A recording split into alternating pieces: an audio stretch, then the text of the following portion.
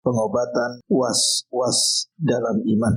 An Abi Hurairah radhiyallahu anhu qala Rasulullah sallallahu alaihi wasallam ya'ti syaitanu ahadakum fayaqulu man khalaqa kadza hatta yaqula man khalaqa Allah fa idza balaghahu falyasta'id billah wal yantahi wa fi lafdin falyaqul amantu billahi wa rusulihi muttafaqun alaihi wa fi lafdin la yazalun nas yatasaaluna hatta yaqulun man khalaqallah. Dari Abu Hurairah radhiyallahu an, beliau berkata, Rasulullah sallallahu alaihi wasallam bersabda, syaitan senantiasa akan datang kepada salah seorang dari kalian seraya memberikan was-was. Siapa yang menciptakan ini dan siapa yang menciptakan itu? Sampai akhir perkataannya, siapakah yang menciptakan Allah? Apabila telah sampai seperti itu, hendaklah dia meminta perlindungan kepada Allah untuk menghentikan. Dalam lafaz yang lain, maka katakanlah aku beriman kepada Allah dan Rasul. Dalam lafaz yang lain, manusia akan senantiasa bertanya hingga mereka mengatakan siapa yang menciptakan? Allah subhanahu wa ta'ala. Baik, ma'asyiral muslimat yang dimuliakan Allah subhanahu wa ta'ala, hadis ini menjelaskan kepada kita tentang bahaya daripada was-was. Dahulu ketika Nabi Allah Adam alaihi salatu wassalam, Allah subhanahu wa ta'ala ciptakan dan Allah katakan kepada Adam dan Hawa, masuklah kalian ke dalam surga. Maka ada makhluk yang hasad di langit yang kita kenal dengan iblis. Hasadnya iblis kepada Adam inilah kemudian iblis memberikan was-was kepada Adam. Pada awalnya tidak mempengaruhi Adam sama sekali dan juga pasangannya Hawa. Tapi setelah kemudian iblis bersumpah atas nama Allah subhanahu wa ta'ala bahwa kedatangan dia adalah untuk memberikan nasihat kepada Adam, maka masuklah was-was itu kepada Adam. Akhirnya Adam dan Hawa pun terjerumus kepada larangan yang dilarang Allah subhanahu wa ta'ala, wala taqraba hadhihi syajarah, jangan dekat-dekat pohon larangan. Maka sejak itu Adam alaihi salam akhirnya terusir dari surga karena was-was daripada iblis tadi. Lihat, kalau sekelas Adam alaihi salam saja terkena was-was dan juga Hawa sehingga terusir dari sorga, padahal kenikmatan sorga itu sudah luar biasa,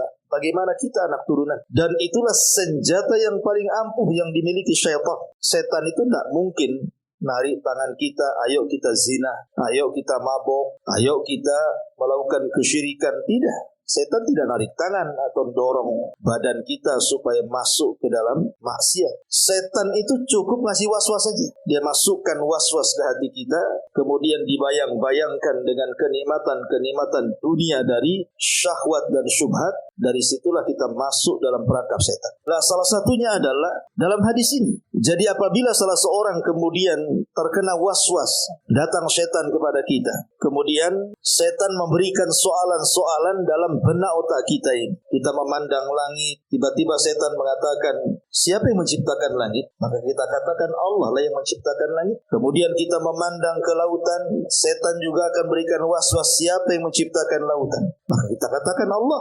Yang menciptakan gunung, Allah. Yang menciptakan binatang, Allah. Yang menciptakan malaikat, Allah. Yang menciptakan kita, Allah. Sampai ketika kemudian sudah disebut seluruh makhluk Allah, maka syaitan akan berikan was-was. Lalu siapa yang menciptakan Allah kalau begitu? Kalau segala sesuatu diciptakan Allah, lalu yang menciptakan Allah siapa? Kalau sudah sampai taraf seperti ini, ada was-was dalam hati kita menanyakan soal Allah itu tercipta dari apa dan siapa yang menciptakannya, maka Nabi SAW memberikan solusi, falyasta'id billah. Pertama kita disuruh isti'adzah. Pertama kita disuruh untuk berlindung kepada Allah subhanahu wa ta'ala dari syaitan. Karena pertanyaan tersebut merupakan salah satu dari bentuk bisikan setan yang dilontarkan ke dalam hati-hati manusia. Kemudian yang kedua, wal yantahi. Kita disuruh untuk berhenti sudah. Kita lawan tuh waswas setan itu. Kita tangkis. Jangan sampai dilanjutkan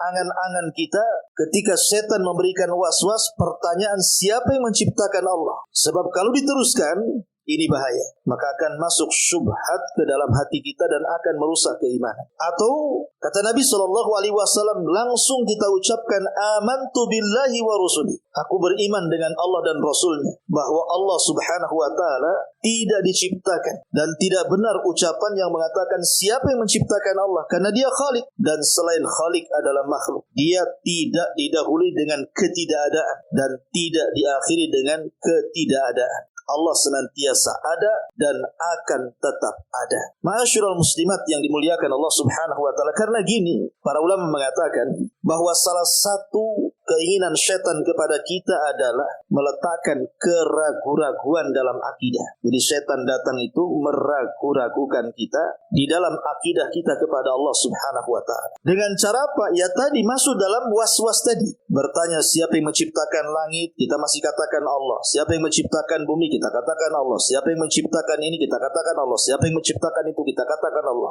Akidah kita masih lurus. Tapi ketika kemudian pertanyaan, lalu siapa yang menciptakan Allah? Mulailah kita dibuat ragu-ragu. Padahal Allah subhanahu wa ta'ala mengatakan, innamal mu'minuna alladzina amanu billahi wa rasuli thumma lam yartabu. Hanya saja orang-orang yang beriman adalah orang yang beriman kepada Allah dan Rasulnya, dan mereka tidak ada keraguan-raguan dalam iman mereka. Jadi setan itu akan berusaha meragu-ragukan sesuatu yang sudah kita yakini. Makanya bahaya kalau sudah sampai ke taraf seperti ini, segera katakan aku beriman kepada Allah dan Rasulnya, atau kita katakan a'udzu billahi minasyaitonir rajim. Aku berlindung dari setan yang terkutuk, dan kita lawan, langsung berhenti. Jangan diteruskan angan-angan yang seperti itu, karena itu bisa merusak akidah kita. Baik, ma'asyiral muslimat yang dimuliakan Allah Azza wa Jalla. Ini salah satu langkah setan sebenarnya. Kenapa kemudian setan sampai berikan waswas seperti itu? Karena langkah yang paling tinggi setan itu kalau menggoda kita, maka setan itu akan membuat kita kufur. Macam mana caranya? Supaya kita kufur. Kita melakukan kesyirikan kepada Allah Azza wa Jalla sehingga tanpa sadar kita keluar dari Islam. Itu tugas yang paling tinggi setan, menjadikan manusia itu kafir, menjadikan manusia itu musyrik. Kalau kemudian tidak sanggup, maka setan akan merendahkan tensinya. Dibuatnya manusia meragukan kepada syariat Rasul. Dibuat bid'ah kita. Melakukan bid'ah dan melakukan acara-acara bid'ah. Kalau kemudian orang itu kuat berpegang kepada sunnah, maka mulai tensinya direndahkan lagi. Bagaimana setan itu mendorong kita, memang akidah kita kepada tauhid kuat, kepada sunnah kuat, tapi boleh jadi mungkin diganggu syahwatnya. Disuruhnya kita melakukan dosa-dosa besar. Berzina, berjudi, minum khamar, riba, dusta, riba, macam-macam. Ya. Kalau tidak bisa juga, karena ketaatan kita kuat, maka setan akan mengurangi tensinya lagi, berusaha untuk mengarahkan kita untuk meninggalkan amalan-amalan, walaupun itu, ataupun disuruhnya kita melakukan dosa kecil. Jadi kalau tidak bisa melakukan dosa besar, disuruhnya kita dosa kecil. Tapi kalau kita berusaha meninggalkan dosa kecil, maka setan akan cari cara dengan cara kita melakukan hal-hal yang tidak ada manfaatnya. Memang tidak ada dosanya, tidak besar, tidak kecil, tapi tidak ada manfaatnya. Kalau tidak bisa juga, maka setan akan mempengaruhi kita untuk melakukan amalan yang tidak afdal dan menyuruh meninggalkan yang afdal. Kalau tidak bisa juga, maka setan akan berusaha mencerai-beraikan kita. Disuruhnya kita bertengkar satu dengan yang lain. Jadi langkah-langkah setan itu luar biasa, ya. Betul-betul tertata rapi gitu ya. Dari mana dimulainya dan kemana akhirnya. Itulah setan. Penuh dengan intrik strategis dan luar biasa. Makanya kemudian kita pun harus pandai cerdas menghadapi langkah-langkah setan yang datang memberikan was-was kepada kita. Ma'asyiral muslimat yang dimuliakan Allah Azza wa Jalla, setan ini dia masuk pada kehidupan kita itu dari semua lini, semua arah. Dan itu memang disumpahkan oleh setan di hadapan Allah Subhanahu wa taala, di mana disebutkan dalam surah Al-A'raf ayat 16-17 itu, apa kata setan? la'aqudanna lahum siratakal mustaqim thumma la'atiyannahum min baini aydihim wa min khalfihim wa an aymanihim wa an syama'ilihim wa la tajidu aktsarahum syakirin. Sungguh aku akan melencengkan jalan yang lurus kepadamu, kemudian aku akan mendatangi mereka, maksudnya anak-anak Adam, dari depan mereka, dari belakang mereka, dari sisi kanan dan sisi kiri mereka, sehingga engkau ya Rabb tidak akan mendapati hamba-hambamu bersyukur. Lihat, dari semua arah, depan, belakang, kiri dan kanan. Itulah tujuan setan. Dan Allah Subhanahu wa taala mengatakan, "Wala udillannahum wala umanniyannahum wala amurannahum falyubattikunna adhanal anah wala amurannahum falyughayyiranna khalqallah wa man yattakhidhish syaitana waliyan min dunillahi faqad khasira khusranan mubina." Apa kata syaitan? Aku akan benar-benar menyesatkan mereka dan akan membangkitkan angan-angan kosong mereka dan akan menyuruh mereka memotong telinga-telinga binatang ternak, lalu mereka benar-benar memotongnya, dan akan aku suruh mereka mengubah ciptaan Allah, lalu mereka benar-benar mengubahnya.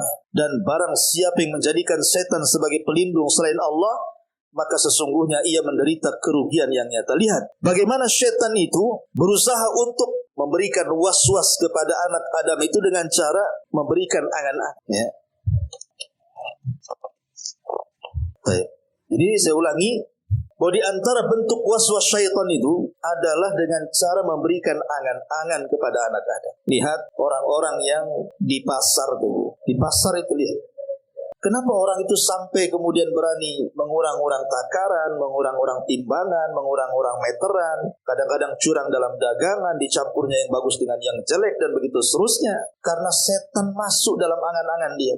Kalau saya tidak curang, tidak banyak pula keuntungan. Maka jadi buat sama setan itu supaya kalau ingin jadi kaya, buatlah kau curang. Masuk dalam angan-angan. Memang begitu setan itu. Dibuatnya orang itu terbuai dengan angan-angannya sehingga melakukan kecurangan. Ataupun setan kemudian memerintahkan sesuatu dalam bentuk was-was sampai akhirnya dilaksanakannya. Seperti dalam ayat tadi. Dan setan memerintahkan untuk merubah ciptaan Allah sampai betul-betul orang itu merubah ciptaan Allah. Lihat hari ini, Allah itulah sudah bagus-bagus bentuk badan kita ini, bersih, ya kan Bu? Datang pula orang-orang yang merubah ciptaan Allah. Ditatonya Bu dari ujung kepala sampai ujung kaki. Kemudian dilobangi pula lah itu telinga tuh, sampai tutup botol aqua itu bisa masuk Bu. Ya. Dijentik sana, jentik sini, wah macam-macam. Ya. Sampai saya lihat itu di internetnya ada orang barat lah, mungkin kalau orang kita belum lah. Itu sampai ada orang yang dioperasi itu ya, bentuk manusia itu kayak bentuk binatang, kayak bentuk serigala, kayak bentuk babi. Nauzubillah. Ini kan merubah ciptaan Allah. Mereka buat juga kayak gitu coba. Sudah indah Allah bentuk kita ini, laqad khalaqnal insana fi ahsani taqwim, malah dirubah-rubah pula bentuk badan manusia sedemikian rupa. Lah itulah setan berikan kuasa seperti itu. Ya, jadi itulah memang tujuan setan begitu. Makanya setan itu masuk kepada lini seluruh kehidupan kita. Bahkan kita mau tidur saja Bu, itu setan masuk pula ganggu-ganggu kita kan. Mulailah kita di habis Isya itu sengaja diganggu-ganggu setan, jangan tidur dulu, masih jam 8. Akhirnya tenang-tenang saja kita nonton TV, nonton apalah ya, YouTube, TikTok dan lain sebagainya, atau keluar kuliner. Ini udah jam 10, nantilah. Ini jam 11, nanti. Ketika sudah jam 12 lebih baru dia ngantuk. Tidur pula jam 1, jam 2. Apa yang terjadi akhirnya apa? Jangan cerita sepertiga malam, subuh aja bablas. Ya. Lah itulah setan seperti itu. Masuk supaya kita mau tidur aja diganggu-ganggu dulu tuh. Dimolor-molorkan tidurnya. Atau ketika kita hendak berbaring, setan kemudian berusaha menggoda kita. Jangan membaca zikir, jangan berwudu, langsung tidur aja katanya. Kemudian setan akan datang mengikat tengkuk kita. 3 ikatan. Kemudian setiap ikatan setan akan mengatakan lailun tawilun farkud, malam masih panjang, tidur saja, enggak usah bangun-bangun. Kemudian setelah tidur, setan akan kencing di telinga kita, kemudian dia tidurnya di lubang hidung kita. Kemudian masuk pula dalam mimpi kita itu. Dibuatnya kita mimpi serem-serem dalam tidur itu. Coba bayangkan tuh. Ya. Nanti kalau sudah dekat subuh-subuh tuh, maka setan mengkipas-kipas kita, jangan bangun, jangan bangun. Baru setelah matahari terbit, baru setan bangunin kita. Hei, bangun, sudah pagi gitu. Itulah setan. Itulah adalah setan kadang-kadang kan. Sama tidur kita jadi ganggu. Bahkan masuk juga pada makanan. Makanya orang yang makan tidak baca basmalah itu setan pula di situ. Kemudian masuk juga supaya kita mencari nafkah yang tidak halal. Kenapa setan itu sampai kemudian memberikan was-was supaya kita mencari rizki yang tidak halal? Karena makanan itu, kalau kita makan itu mempengaruhi semuanya, Bu. Makanan itu mempengaruhi darah kita, mempengaruhi daging kita, mempengaruhi karakter kita, mempengaruhi akhlak kita. Jadi makanan itu mempengaruhi semuanya itu. Makanya setan berusaha masuk dalam makanan. Dengan cara apa? Disuruhnya kita riba, disuruhnya kita zalim, disuruhnya kita curang. Sehingga hasilnya haram. Kemudian kita belikan makanan yang kita makan, makanan haram. Kemudian akhirnya makanan yang dimasukkan ke badan itu mempengaruhi semuanya itu. Belakangan tabiatnya jadi setan. Makanya kenapa Allah Subhanahu wa taala mengatakan alladzina ya'kuluna riba la yaqumuna illa kama yaqumul ladzi yatakhabbathu asyaitanu minal mas. Orang-orang yang makan riba itu tidak berdiri seperti berdirinya setan yang kesurupan. Dibuatnya kita seperti itu. Naudzubillah. Ataupun mungkin makanannya zatnya haram, khamr, daging babi, daging anjing, dan begitu seterusnya. Ngaku Islam tapi makan babi, ngaku Islam makan anjing, dan begitu seterusnya. Memang setan masuk ke makanan itu. Bukan hanya ketidur saja, ke makanan aja masuk. Belum lagi juga setan itu masuk dalam kehidupan yang lebih jauh daripada itu. Dibuatnya kita dendam, dibuatnya kita marah, Bu. Makanya kenapa Rasul mengatakan kalau kita lagi marah itu kan dari setan, tuh. Kalau marahnya sedang berdiri, kata Rasul duduk. Kalau marahnya duduk berbaring. Kalau marahnya baring, ambil wudu. Kalau marahnya wudu juga masih marah, sholatkan itu. Kemudian diem dan begitu seterusnya. Karena setan masuk di situ. Dibuatnya kita marah, dibuatnya kita dendam, dengki, hasad dan yang semacamnya. Maka berakhir kepada tadi berusaha kemudian setan menjadikan kita kufur. Seperti hadis yang kita bahas. Karena itu was-was tertinggi dari setan berusaha untuk menjadikan anak Adam itu semua kufur dan menjadi penghuni neraka, menjadi pengikut dia di neraka. Na'udzubillah. Ma'asyiral muslimat yang dimuliakan Allah Azza wa Jalla. Baik, kalau begitu apa langkah-langkah kita supaya bisa menghilangkan was-was itu? Bagaimana caranya? Ya. Ma'asyiral muslimat yang dimuliakan Allah Subhanahu wa taala. Yang pertama, langkahnya, Bu, perbanyak zikir. Perbanyak zikir kepada Allah Subhanahu wa taala. Sebab memperbanyak zikir itu bisa menjadikan benteng bagi kita. Kata Al-Imam Ibnu Salah rahimahullahu ta'ala, menukilkan ucapan Abdullah ibn Abbas radhiyallahu anhuma, manusia itu dikatakan sebagai ahli zikir karena Al-Quran mengatakan ya ayyuhalladzina amanu dzkurullaha dzikran katsira. Wahai orang-orang yang beriman, banyak-banyaklah kalian berzikir. Jadi Ibnu Salah mengatakan sebenarnya menjadi ahli zikir itu tidak mesti dari pagi, siang, sore, malam, dari mulai bangun sampai kemudian tidur lagi kita terus mengucapkan zikir. Gak harus begitu. Dikatakan ahli zikir itu cukup ibu menjaga 3 tempat dalam zikir setiap harinya. Maka ibu sudah dikatakan ahli zikir, kata Imam Ibnu Salah. Pertama, zikir sebelum tidur. Ya, zikir sebelum tidur. Yang kedua, zikir setelah sholat.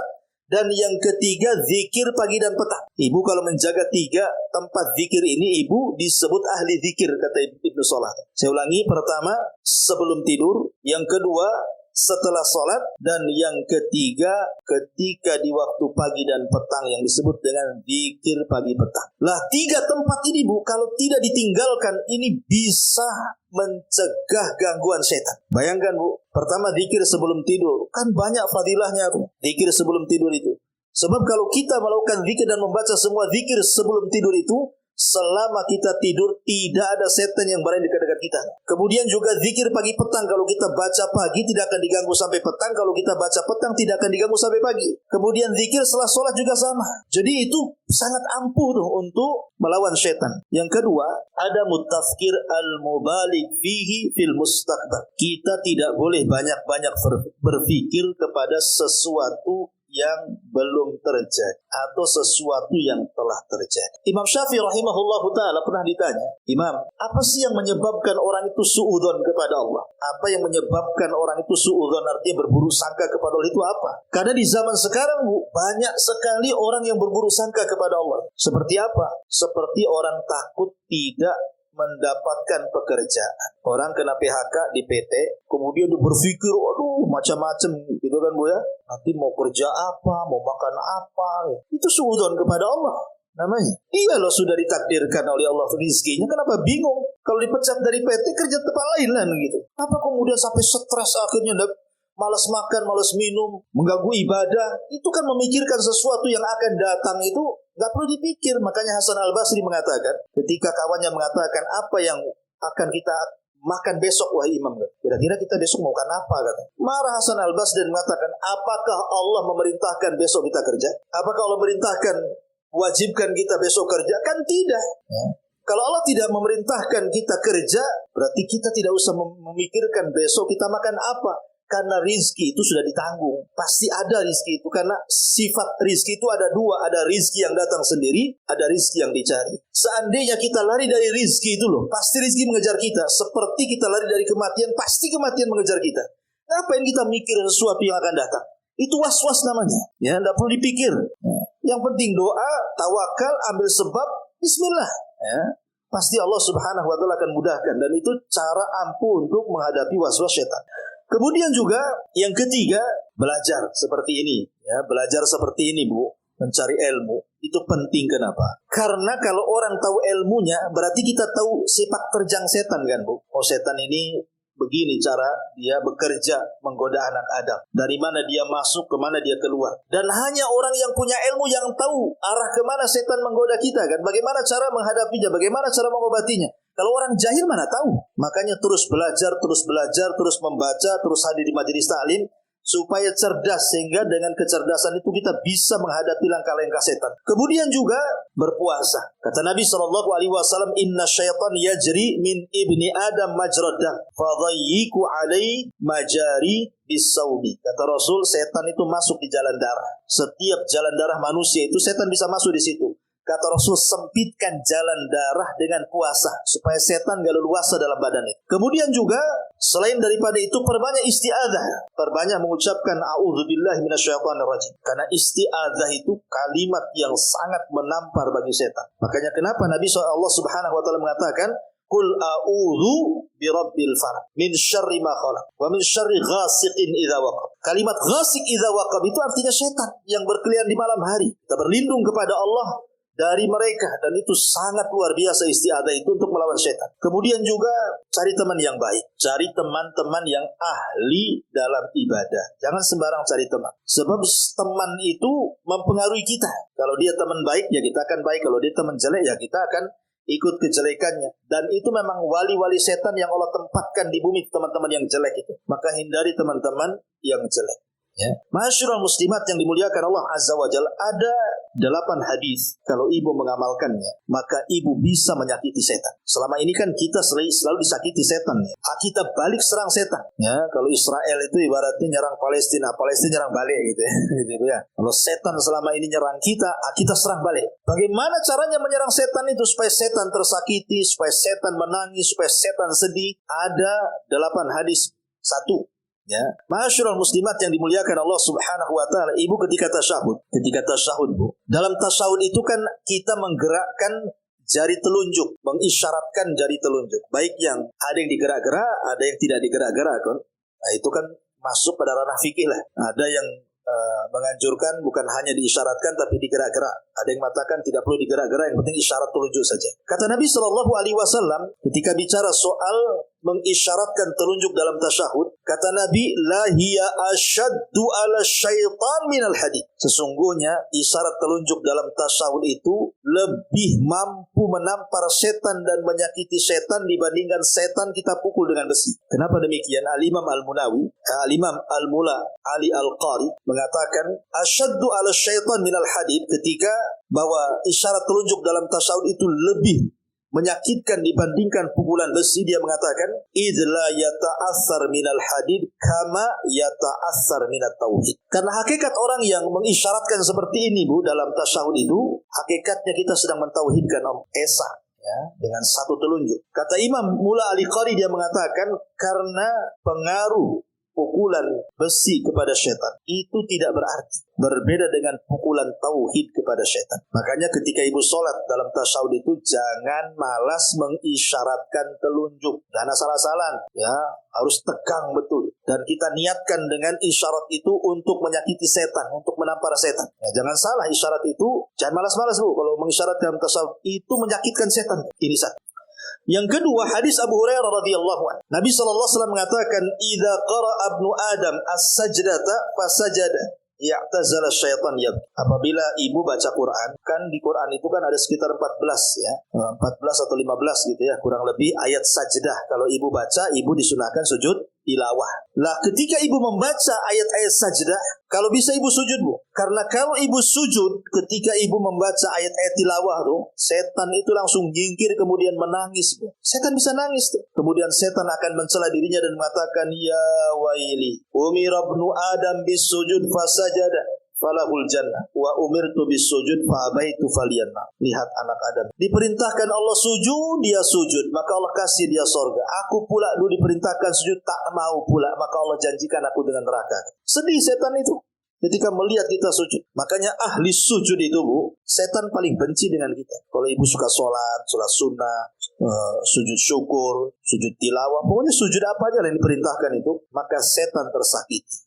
Ini yang kedua. Yang ketiga, hadis yang dikeluarkan dari Jabir bin Abdullah radhiyallahu an, Nabi SAW mengatakan, "Idza dakhala ar-rajulu baitahu fa dzakara Allah azza wa jalla inda dukhulihi wa inda ta'amihi qala syaitan la mabita lakum wala asya." Ibu kalau masuk rumah, ibu jangan lupa baca basmalah, kemudian ucapkan salam, ya. Ustaz di rumah enggak ada siapa-siapa, suami kerja, anak enggak ada, saya sendiri. Saya dari pasar, nggak apa-apa, masuk rumah baca basmalah, ucapkan assalamualaikum. Nanti malaikat jawab tuh salamnya tuh. Kemudian ketika makan minum, ucapkan baca basmalah. Kata setan, kalau kita di siang hari setiap masuk rumah baca basmalah kemudian baca salam, maka setan di malam hari tidak akan bisa nginap di tempat kita dan tidak punya jatah makan. Jadi gelandangan dia di luar sana tidurnya. Kita aja kalau tidak punya rumah, nggak ada makan, sakit hati, Bu. Sakit rasanya, bukan hati aja yang sakit, badan ikut sakit, sedih semuanya. Maka setan pun sama, ya. Maka jangan lupakan salam dan basmalah dalam rumah. Baik ketika masuk, ketika makan, ketika minum, itu sangat menyakitkan setan. Kemudian yang nomor 4, hadis dari Abi Tamimah. Dari hadis Abi Tamimah an ridfin Nabi sallallahu alaihi wa ala alihi wasallam. Jadi dari Abu Tamimah, dari seseorang yang membonceng Nabi sallallahu alaihi wasallam. Jadi ada seseorang membonceng Nabi sallallahu alaihi wasallam di atas keledainya. Tiba-tiba keledai ini jadi tergelincir, mungkin kakinya masuk lubang atau apa gitu ya, tergelincir. Akhirnya orang yang membonceng terpental ke belakang, Bu. Tiba-tiba ketika terpental, marah dia sama keledainya dan mengatakan, "Ta'isha syaitan, celaka kau setan," celaka kau setan. Ketika Nabi mendengar bahwa dia mencela binatangnya dan mengatakan celaka setan, apa kata Rasulullah? Taqul ta'isha syaitan. Jangan kau katakan celaka setan. Fa innaka idza qulta ta'isha syaitan, karena kau kalau mengatakan celaka setan, ta'adzama, setan merasa besar kepala, ya. Kemudian setan akan mengatakan bi izzati saratuka wa idza qulta bismillah tasaghara hatta yasira mislatuka. Karena setan ini kalau sudah dipuji-puji dengan mengatakan celaka setan, itu bangga setan tuh ucapan kayak gitu. Kepala yang mengembang seolah-olah seperti besar-besar rumah tuh. Tapi kata Rasul, katakan bismillah. Sebab kalau dikatakan bismillah, setan akan merasa kecil, kemudian seolah-olah dia seekor lalat. Ingat, Bu, ya, kalau ibu jatuh jalan ke pasar, naik mobil, naik motor, jalan kaki, kesandung, ya, jangan mengatakan celaka setan, tapi ucapkan basmalah. Ya, ibu dalam kondisi apapun, ibu kaget, ibu apa, biasakan baca basmalah, Bu. Karena ucapan basmalah itu menyakiti setan tuh. Ya, jadi kalau bisa setiap ibu refleks tuh, bismillah, nah, gitu, Bu, ya. Jadikan refleks kita itu ketika kaget baca basmalah itu menyakitkan setan tuh. Nah, ini juga yang keempat. Yang kelima, ya, hadis ini dari Abu Hurairah radhiyallahu anhu. Nabi SAW bersabda, "Idza nudiya lis-salati adbara syaitan wa la hudurat hatta la yasma'an at-ta'dhin fa idza qada an-nida aqbal hatta idza thuwiba bis-salati adbar hatta idza qada at-taswid aqbal hatta yakhturu bainal mar'i wa nafsihi yaqul udhkur kadza lima lam yakun yadhkur hatta yadhallu ar-rajul la yadri kam shalla." Kata Nabi SAW, apabila terdengar suara azan, setan lari. Kalau azan selesai, datang lagi. Nanti kalau muadzin qomat, lari lagi setan. Kemudian kalau selesai qomat, datang lagi. Jadi larinya setan terkentut-kentut, kata Rasul, saking takutnya dengan suara adzan. Ya, makanya ibu kalau sholat di rumah nggak apa-apa, Bu, adzan aja sendiri, tapi jangan kencang-kencang. Ya, khusus untuk ibu aja di kamar. Itu bisa membuat setan sakit hati itu. Ya, dan bagi kaum muslimin yang mereka menjadi muadzin itu luar biasa. Anda sedang menampar setan, menyakiti setan, karena setan itu lari terkentut-kentut. Tapi kalau sudah qomat selesai, datang dia, mulai ganggu sholatnya, cari barang-barang hilang. Ketika belum sholat dia tak tahu letak, ketika sholat tahu pula letak di mana. Nah, ini memang gangguan setan. Maka azan itu bisa menyakitkan setan. Kemudian yang nomor 6, hadis Nabi SAW mengatakan, la taj'alu buyutakum maqabir, inna syaitan yanfiru minal baiti alladhi tuqra'u fihi suratul Baqarah. Jangan jadikan rumah kalian kuburan, karena setan itu lari dari rumah yang dibacakan surah Al-Baqarah. Jadi kalau ibu ingin menyakiti setan, mengusir setan, baca Al-Baqarah di rumah. Itu surat ajaib itu. Ibu baca saja, setan ngacir semuanya. Dan mereka akan lari. Ada yang mengatakan 3 hari tidak mau balik lagi ke rumah kita. Tersakiti dengan surah Al-Baqarah. Kemudian yang nomor 7, Nabi SAW mengatakan dalam sebuah hadis yang disebut dan disahihkan oleh Syekh Albani rahimahullah ta'ala, inna syaitan qad qala, sesungguhnya setan sungguh berkata, wa izzatika ya Rabb la abrah aghwi ibadaka madamati arwahuhum fi ajsadihim. Sesungguhnya setan akan berkata, demi kemuliaanmu wahai Rabb, aku tidak akan berhenti menyesatkan hamba-hambamu selama roh mereka di jasad-jasad mereka. Faqala rabbaka, Allah berfirman, wa izzati wa jalali la azalu aghfir lahum mastaghfaruni. Maka Allah mengatakan, aku akan senantiasa mengampuni mereka selama mereka beristighfar kepada aku. Artinya perbanyak istighfar itu bisa menyakitkan setan. Perbanyak ucapan astagfirullah, astagfirullah, astagfirullah. Itu sangat menyakitkan setan, ucapan seperti itu. Ya. Kemudian yang nomor 8, membaca ayat kursi sebelum tidur. Karena setan mengatakan ketika menjelma manusia mengatakan kepada Abu Hurairah radhiyallahu an, "Idza awaita ila firashika," kalau engkau menuju pembaringan wahai Abu Hurairah, faqra ayatul kursi, maka bacalah ayat kursi. Kenapa? Karena sampai pagi setan gak akan dekat-dekat dengan kamu. Jadi kalau kita sebelum tidur baca ayat kursi itu, setan gak bisa mendekati kita, mau goda dari mana pun gak bisa. Sakit hati tidak dengan kita jadinya. Dan yang terakhir, kata Nabi SAW dari hadis Anas bin Malik radhiyallahu an, kalau ibu keluar rumah bu, jangan diam, baca Bismillahi tawakkaltu ala Allah la haula wa la quwata illa billah. Ini ucapan yang sangat menyakitkan setan. Kenapa?